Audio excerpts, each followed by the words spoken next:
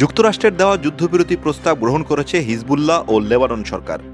তবে ইসরায়েলের প্রধানমন্ত্রী বেনিয়ামিন নেতানিয়াহু জানান, যুদ্ধবিরতি ঘোষণা করা হলেও অভিযান থামাবে না তার দেশ। আজ মঙ্গলবার বার্তা সংস্থা রয়টার্স ও ইসরায়েলি সংবাদ মাধ্যম টাইমস অফ ইসরায়েলে এসব তথ্য উঠে এসেছে। সেপ্টেম্বর থেকে লেবাননে আক্রমণের মাত্রা বাড়িয়েছে ইসরায়েল।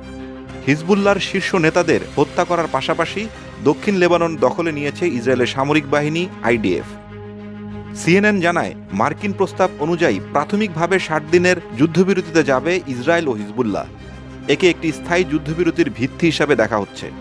প্রস্তাবে বলা হয়, ইসরায়েল সংলগ্ন দক্ষিণ লেবানন, বিশেষ করে লিতানি নদীর দক্ষিণে হিজবুল্লাহর কোনো অবস্থান থাকবে না। সেখানে সশস্ত্র গোষ্ঠী বলতে কেবল লেবাননের সেনাবাহিনী ও জাতিসংঘের শান্তিরক্ষীরাই অবস্থান করতে পারবে। এই যুদ্ধবিরতি নিয়ে আলোচনা করতে আজ বৈরুতে পৌঁছেছেন মার্কিন দূত আমোস হোস্টাইন। টাইমস অফ ইসরায়েলের প্রতিবেদন অনুযায়ী গতকাল ইসরায়েলের পার্লামেন্ট নেসেটে দেওয়া এক বক্তৃতায় নেতানিয়াহু জানান, লেবাননে যুদ্ধবিরতির প্রস্তাব গ্রহণ করা হলেও অভিযান চালিয়ে যাবে ইসরায়েলি বাহিনী। নেতানিয়াহু বলেন, কাগজে কলমে যুদ্ধবিরতির প্রস্তাব সই করা হলেও আমাদের উত্তরে আক্রমণ চালিয়ে যেতে হবে। যুদ্ধবিরতির ঘোষণা করা হলেও সেটা মানার নিশ্চয়তা দিতে পারছি না।